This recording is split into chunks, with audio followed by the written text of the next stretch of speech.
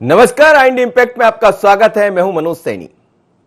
मध्य प्रदेश में सड़क की तैयारी कौन भारी, इस पर बात करेंगे। लेकिन अब एमपी में यह नजर आ रहा है कि आखिर भारतीय जनता पार्टी हो या कांग्रेस, सड़क पर आने की तैयारी में है। भारतीय जनता पार्टी की तो सरकार है, तो सरकार सड़क पर इसलिए आएगी, उनके विधायकों को यह बोला जा रहा है कि सरकार ने जो काम किए हैं, जरा घरों से निकलिए विधायक जी। यदि आपने अपनी सीट जीत ली तो यही बहुत होगा। तो फिर उनको समझाया जा रहा है कि जरा बचकर रहिए तबादलों के चक्कर में ज्यादा मत पड़िए, क्योंकि ये चक्कर कुछ और करा देंगे। मंत्रियों से कहा जा रहा है कि सोमवार मंगलवार को आप कहीं ना जाएं, भोपाल में रहें, ताकि लोग जब पहुंचे तो उनकी बातों को सुना जाए और जब जरूरत पड़े तो उस पर काम हो पाए। लेकिन दूसरी तरफ कांग्रेस भी उसी तैयारी में है। हमने देखा कि 4 दिन तक चलने वाला विधानसभा का सत्र 2 दिन में हंगामे की भेंट चढ़ गया। नुकसान किसका हुआ? आम जनता का। ना मुद्दे उठे, ना बात हुई। बाढ़ जैसे मुद्दों पर कांग्रेस चाहती तो सरकार को घेर सकती थी, लेकिन हंगामे के बीच सदन स्थगित हो गया अनिश्चितकाल के लिए, और अब हम सब के सामने है।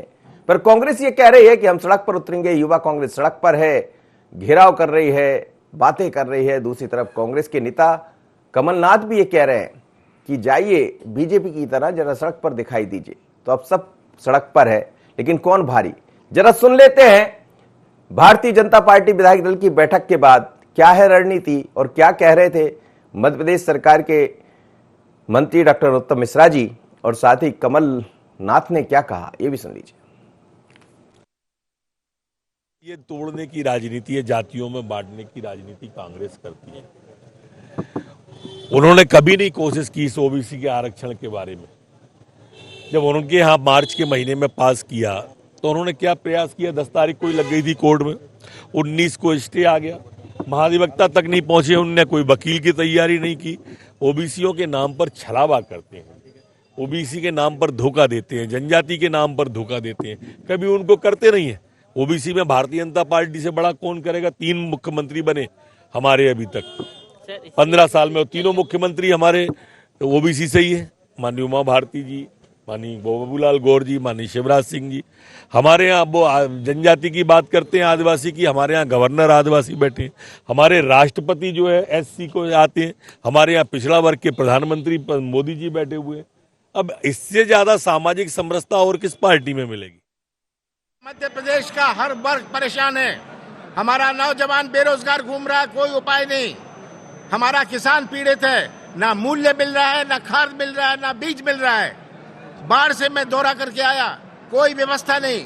जब मौसम विभाग ने रेड अलर्ट दिया हुआ था, आज हमारा छोटा व्यापारी हो, आज सब पीड़ित हैं। कोरोना में ये घोषणा करेंगे जिनकी मौत हुई उनको हम मुआवजा देंगे। किसको मिला? एक व्यक्ति को नहीं मिला। सड़क में हम जनता का ध्यान आकर्षित करेंगे। आज जनता पीड़ित है। वो समय गया जब आप कलाकारी से झूठ बोल के, एक तो बात होती है आप झूठ बोलते हैं शर्मा के, ये तो झूठ बोलते हैं मुस्कुरा के। चलिए, तो आप देख रहे हैं दोनों के तेवर। एक कह रहे हैं कि जातिवाद की राजनीति भारतीय जनता पार्टी कह रही है कि कांग्रेस कर रही है। कांग्रेस ये कह रही है कि मुद्दों से भटक रही है भारतीय जनता पार्टी, और इसीलिए वो भी सड़क पर आने की तैयारी में, वो अपने विधायक कार्यकर्ताओं के मार्फत आना चाहते हैं। और कमलनाथ जी कह रहे हैं कि विधायक भी आ जाए, कांग्रेस की जितनी विंग है वो भी सड़क पर आए, पर हम चुप नहीं बैठेंगे। अब चुप कौन करेगा, जनता किसको चुप करेगी, ये ध्यान रहेगा। लेकिन चलिए, मेरे साथ 3 मेहमान जुड़ रहे हैं। चेतन सिंह जी है, भारतीय जनता पार्टी के नेता। विभा पटेल जी है, प्रवक्ता कांग्रेस की। जयराम शुक्ल जी है, वरिष्ठ पत्रकार। आप सभी मेहमानों को बहुत स्वागत है। चेतन जी, विधायक दल की बैठक हुई है। विधायक दल की बैठक में साफ तौर पर कहा गया है कि यदि आप अपनी सीट जीत जाए, इतना ही मुश्किल है, इतना ही बड़ा अच्छा होगा पार्टी के लिए, आपका यही समर्पण होगा। जाइए, जनता के बीच रहिए, सरकार के मुद्दों को लेकर जाइए। कहीं चिंता है? ये विषय दरअसल भारतीय जनता पार्टी की जो पार्लियामेंट की संसदीय बोर्ड की बैठक थी, वहां से चला है। माननीय प्रधानमंत्री जी ने अपने सारे सांसदों से आग्रह किया है कि घर घर तक जाइए, जन तक पहुंचिए, जनता के बीच में सरकार की उपलब्धियां बताइए, उनकी योजनाओं को बताइए, और उनकी क्या बातें हैं उसको भी सुन करके उस पर भी हम फॉलो करने का काम करें। सेम ऐसा ही विषय माननीय मुख्यमंत्री शिवराज सिंह चौहान जी ने अपने विधायक और मंत्रियों के बीच में रखा है।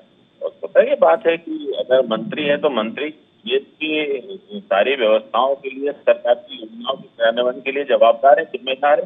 बेहतर तरीके से उसका इम्प्लीमेंट हो सकता है अगर फॉलो करें। और विधायकों को भी हर, चाहे वो सांसद हो, चाहे विधायक हो, चाहे कोई भी जनप्रतिनिधि हो, अपने क्षेत्र की चुनौतियों को स्वीकार करना और उन चुनौतियों के साथ अगर हमें काबिलियत है तो हम चीज को, अन्य क्षेत्रों को भी सफलता के साथ संचालित कर सकते हैं। और विजय का चुनाव लड़ना है, कोई वहां जाके बांसुरी को बजाना नहीं चाहिए। आग्रह तो स्वतः ही हर पार्टी के लीडर करेंगे कि आप अपनी सीट जीतिए, अपने आसपास की सीटों पे भी फोकस करिए। तो जो भी पार्टी के इसमें हो सकता है, सरकार की उपलब्धियां लेकर के जाइए, सरकार की संबल योजनाओं को लेकर के जाइए। कोरोना में किस प्रकार से विपरीत परिस्थितियों में हमने काम किया, किस प्रकार से इन विपरीत परिस्थितियों में भी हम किसानों को सम्मान राशि लगातार दे रहे हैं, गरीबों के जन कल्याण की सारी योजनाएं बिना किसी ब्रेक के चला रहे हैं। तो निश्चित रूप से सारी बातों का समावेश आज बैठक है। बैठक में अगर विषय है और विषय पे ही तो बात होगी, फोकस होगा। अभी मैं सुन रहा था माननीय कमलनाथ जी को, कमलनाथ जी कह रहे थे हम सड़कों पे बेरोजगारों को रोजगार नहीं करेंगे। घोषणा पत्र को उठा करके देख लीजिए कि बेरोजगारों को 4,000 रुपए हम महंगाई भत्ता देंगे, बेरोजगारी भत्ता देंगे। कोई भत्ता दिया? 4 लोगों के नाम बता दें। मैं कांग्रेस को चैलेंज करता हूं कि इस मध्य प्रदेश में 16 महीने में 4 बेरोजगारों को बेरोजगारी भत्ते का नाम बता दें। मैं उनको मान जाऊंगा कि तुम्हारी बेरोजगारों के प्रति ज्यादा नहीं तो थोड़ा बहुत कम से कम टोकन अमाउंट तो तुम्हारी उनके पास है, उनको बारे में सोचने का समय था। ऐसा मुख्यमंत्री, जो मुख्यमंत्री के बाद से 100 मीटर नीचे छोटे तालाब में 13 लोग अकाल काल के गाल में समा जाते हैं और उस व्यक्ति को वहां जाने की फुर्सत नहीं होती। मैं सच कहता हूं, ऐसा मुख्यमंत्री, इतना संवेदनशील मुख्यमंत्री इस मध्य प्रदेश से मैं ज्योतिरादित्य सिंधिया साहब को भी बधाई देता हूं कि उन्होंने इसको हटाने में जो योगदान दिया है। निश्चित रूप से मध्य प्रदेश की जनता अपनी ज्योतिरादित्य सिंधिया जी का आभार व्यक्त करती है कि इस प्रकार के नकारे लोगों को किस प्रकार से मध्य प्रदेश की जनता की गलतियों के कारण इस मुख्यमंत्री की कुर्सी पर बिठा करके रखा था। आप बात करते हैं किसानों की, किसानों के नाम पर आपने जिस प्रकार से घोषणा पत्र में हम लोगों का, किसानों का ऋण माफ कर देंगे, कितने लोगों किया आपने? कितने लोगों के ऋण माफ किए कमलनाथ जी? आपको तो आइटम गर्ल बनाने से फुर्सत नहीं, आपको तो आईफा अवार्ड कराने से फुर्सत नहीं, आपको गरीब जनता किसान की बात और चिंता करने का समय ही नहीं था आप पर। और जिस प्रकार से जाति को लेकर के कांग्रेस जो कह रही है, इस हिंदुस्तान में जातियों को बांटने का काम अगर किसी ने किया है तो कांग्रेस ने किया है। चलिए पूछ लेता हूँ विभा पटेल जी, वोट बैंक को तैयार करने का विभा जी, आप भी सड़क पर आने की तैयारी में, बल्कि दिखाई भी दे रहे हैं। भारतीय जनता पार्टी भी वही बात कर रही है। ऐसा लगने लगा है कि चुनाव दूर नहीं है। मनोज जी, मैंने अभी पहले नरोत्तम मिश्रा जी का भाषण सुना और उसके बाद चेतन जी का लंबा भाषण सुना। चिल्लाने से और अच्छे भाषण दे देने से गलत बात सही नहीं हो जाती। मुझे तो कभी कभी ऐसा लगता है कि नरोत्तम मिश्रा जी को जो डॉक्टरेट मिली है, झूठ बोलने में ही मिली है।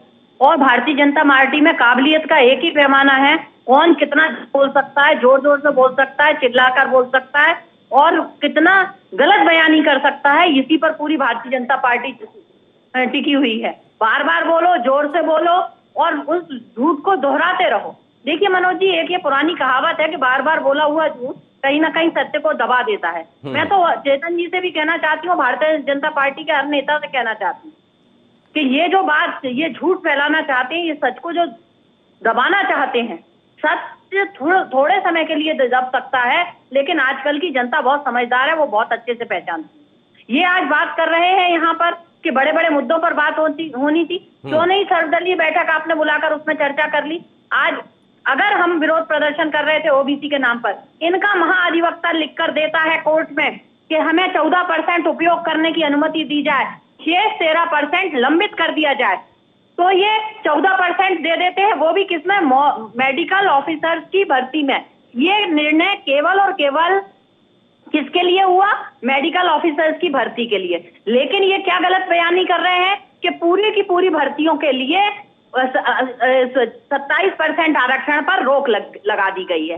ये हर जगह गलतफहमी फैलाते हैं। जब उमा भारती जी शासन में आई, दिग्विजय सिंह जी ने जो 27% आरक्षण दिया था, तुरंत 3 दिन बाद उस पर रोक लगा दी गई थी। और ये झूठ, यदि ये बात मेरी गलत हो तो आज भारतीय जनता पार्टी का कोई भी नेता इसको सच करके दिखा दे।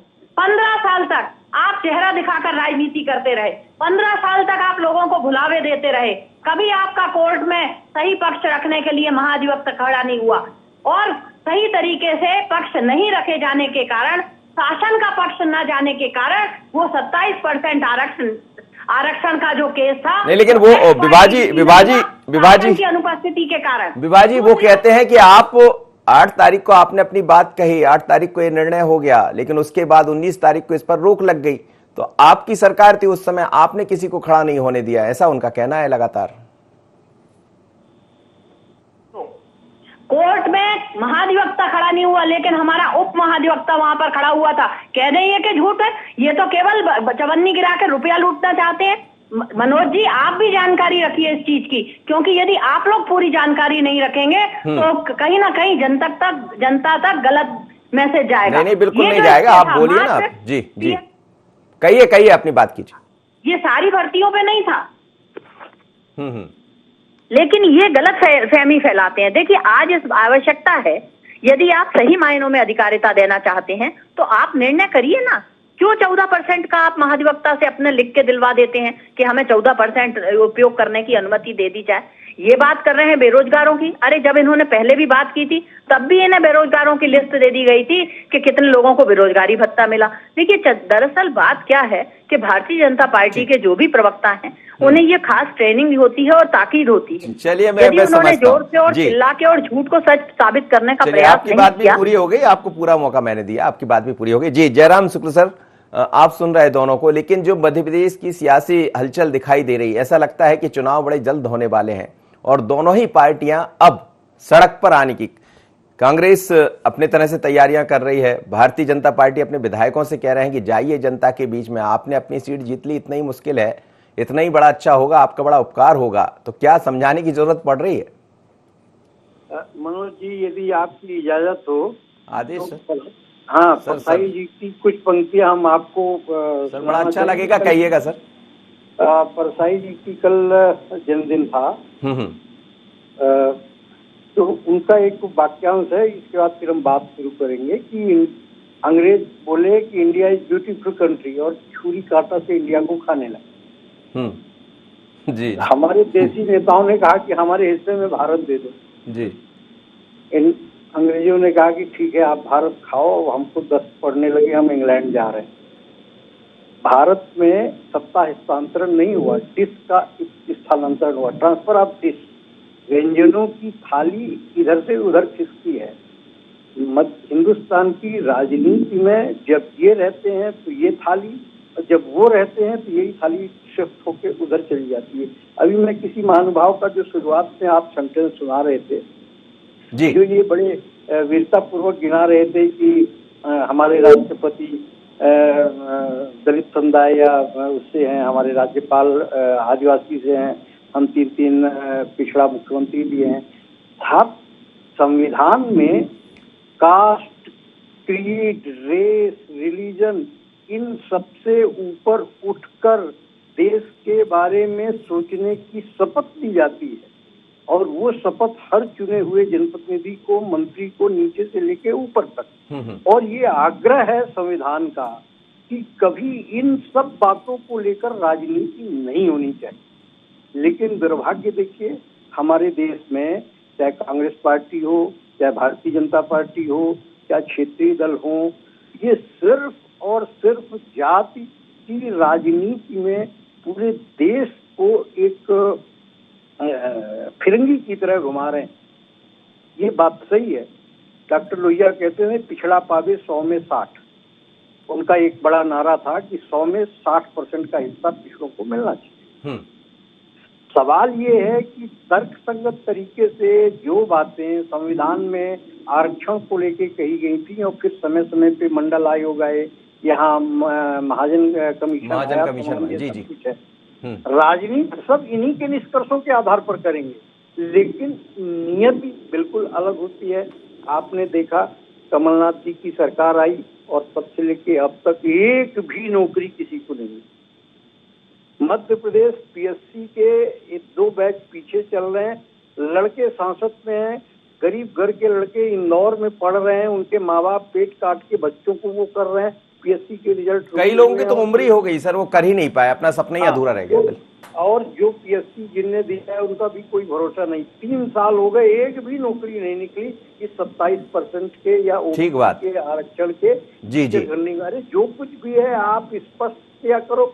आप मुझे ये लगता है कि ये दोनों राजनीतिक दल मिले हुए हैं कि आम आदमी को फायदा ना मिले और हम आरक्षण को लेकर इसी तरीके से फुटबॉल की तरह हम इधर से किक करें, आप फुटबॉल की तरह से उधर से किक करें और स्थितियां और बद से बदतर होती जाए। बिल्कुल आप जी आप ठीक कह रहे हैं सर। मैं लौटता हूं आपकी तरफ भी। चेतन जी, ये कुछ बातें हैं, जयराम शुक्ल सर बड़े वरिष्ठ पत्रकार हैं और निश्चित रूप से उन्होंने साफ गोई से अपनी बात रखी, दोनों के लिए रखी, दोनों के लेकर प्रतिक्रिया व्यक्त की है। पर सवाल यही है कि बात बहुत होती है, काम वो दिखाई नहीं था। बात जब आरक्षण की आती तो सारी चीजें आरक्षण पर आकर रुक जाती है। पर जो होना चाहिए, पीएससी की भर्ती हो नहीं पाई, युवा परेशान है। आप भी कह रहे हैं जनता के पास जाइए अपने विधायकों से, कांग्रेस कह रही है अपने युवाओं से कि आप भी उतर जाइए सड़क पर, जनता के हित में काम करिए। जनता का हित कहाँ? मनोज जी, जयराम शुक्ल जी भाई साहब बहुत वरिष्ठ पत्रकार हैं और बहुत ही ज्ञानी हैं। मैं उनकी किसी भी बात का खंडन नहीं करूंगा, लेकिन उन्होंने इस देश की राजनीति और राजनीति करने वाले सारे राजनीतिक दलों का जो चित्रण किया है, कमोबेश आजादी के बाद इस तरह का इस देश में वातावरण और महिमा मंडन करने का काम जो सरकारें आरंभ में आई उन्होंने तैयार किया। तो जो कल्चर यहाँ तैयार है उसी में राजनीति हमको करना, उसी में आने वाले लोगों को भी राजनीति करना है। तो इससे इधर कोई कर भी नहीं सकता है। इस देश में हमने कभी इंफ्रास्ट्रक्चर की लड़ाई कब लड़ी, हमने हेल्थ की लड़ाई कब लड़ी, हमने रोजगार की लड़ाई कब लड़ी, हमने बेरोजगार की बात कब की? हमने तो केवल बात की वोट बैंक की है। तो आखिर लड़ाई तो वोट बैंक पे ही होगी ना।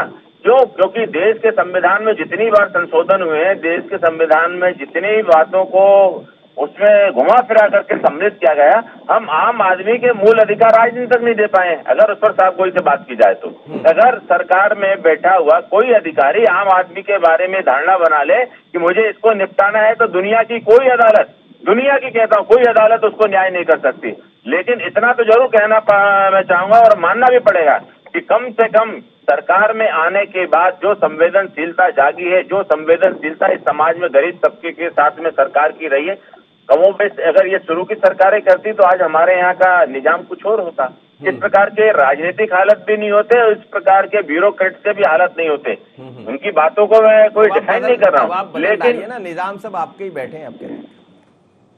मनोज जी, कई बातों को आप समझिए, मैं तो समझ रहा हूँ कि जिस प्रकार के हालात, अगर कोई सच को सच कह दे तो उससे बड़ा गुनाहगार नहीं है। तो इन राजनीतिक हालातों में कोई भी राजनीतिक दल हो, वो जो चल रहा है उसी आधार पर चल करके हमको काम करना पड़ेगा। अभी कमलनाथ जी से मैं पूछना चाहूंगा कि कमलनाथ जी, जिन्हें एसटी वर्ग की बात कर रहे हो, आपकी पार्टी में किसको आपने पद पर जाने दिया? सारे पदों पर तो आप खुद आकर के विराजमान हो। आप बताइए ना, विभा भाभी जी इतनी बड़ी बातें कर रही हैं, आपके साथ कौन सा आपकी पार्टी ने न्याय कर दिया जो आप इस तरह का इनको कांग्रेसियों को खंडन करके बचाने की कोशिश कर रही है?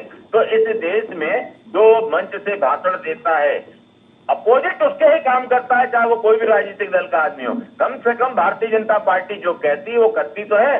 माननीय नरोत्तम मिश्रा जी जो कह रहे हैं, हम तो कहने हैं, ये तो लोगों को दिख रहा है कि देश के सर्वोच्च पद पर कौन है, उससे नीचे के पद पर कौन है, मध्य प्रदेश के सर्वोच्च पद पर कौन है, उससे नीचे के पद पर कौन है। हम जो कहते हैं कमोबेश वो करके दिखाते हैं। हमारे और कांग्रेस की संस्कृति में यही सोच है। अब कांग्रेस के लोगों को एक बार सिखा दीजिए, देर से बोलो, जोर से बोलो, बार बार बोलो उसको। अरे कितनी बार बोलोगे? मैं 4-5 साल से वो आपसे भी यही कहना है कि जोर से बोलो, जमकर बोलो, झूठ बोलो। मैं उन्हीं की बात कर रहा हूँ। जी जी, हमारे बारे में इस तरह का बोले थोड़ा बदल चुकी है। थोड़ा भाभी जी आप भी कोई नया स्लोगन लेकर के चलिए भाभी जी से बात कर लेते हैं जी, उनसे ही जवाब ले लेते हैं। सुन लीजिए, आप जवाब सुन लीजिए जी। विभा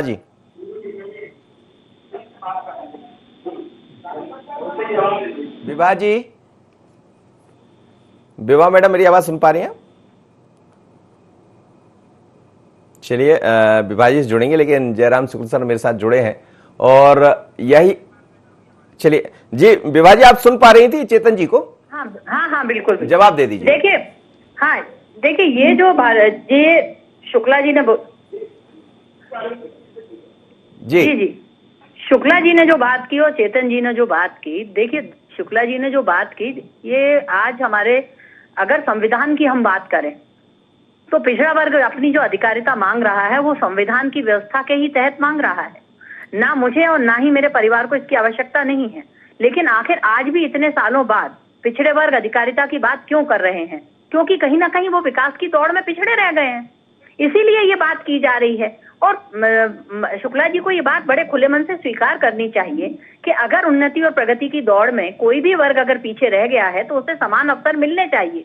ये नहीं कि एक स्वस्थ बच्चे को आप और अधिक पौष्टिक आहार खिलाते जाएं, पौष्टिक भोजन कराते जाएं, और जो बच्चा आपका परिवार में कमजोर है, जो बीमार है, उसको आप कहीं भी उसकी सेहत का ध्यान नहीं रखा जाए। उन्होंने नहीं, मेरी बात लोहिया जी की एक बात कही थी, उन्होंने कहा था कि वो भी चाहते थे कि 60%, उन्होंने कहा था, एक स्लोगन भी कहा था। जी कहिएगा। हाँ 85 पे 56 पे का राज नहीं चलेगा। जी जी जी। देखिए जिसमें जिसकी जितनी भागीदारी, जिसकी इतनी हिस्सेदारी, ये सब बातें हम लोग सुनते आ रहे हैं। लेकिन अगर कभी इस पर काम शुरू हुआ है तो हम तो कहना चाहते हैं कि माननीय अर्जुन सिंह जी के समय से शुरू हुआ और दिग्विजय सिंह जी ने किया। आज चेतन जी बात कर रहे हैं कि हम लोग तो बड़े चेहरे दिखाते हैं। आप चर्चा से क्यों भागते हैं? 4 दिन का विधानसभा सत्र क्यों रखते हैं? आप क्यों नहीं मौका देते विधानसभा में विधायकों को अपनी बात रखने का? देखिए, ये जो परंपरा मोदी जी ने गुजरात में शुरू की थी, वहां 3 दिन का सत्र होता था। शिवराज सिंह जी ने मध्य प्रदेश में चालू कर दी। विधायक चिल्लाते हैं, अपने क्षेत्र की समस्याएं रखने की बात करते हैं, लेकिन उनको समय ही नहीं दिया जाता कि वो अपने क्षेत्र की समस्याएं रख सकें। देखिए, आप एक ओर तो जनता के द्वारा चुने हुए जनप्रतिनिधियों की आवाज नहीं उठाने देते, दूसरी ओर यदि जनता अपनी बात कहना चाहती है तो आप पूरे शहर में, पूरे भोपाल में धारा 144 लगाकर रखते हैं, और यदि कोई बात होती है तो उन पर राजनीतिक मुकदमे लगा दिए जाते हैं। देखिए, ये तरीका ठीक नहीं है।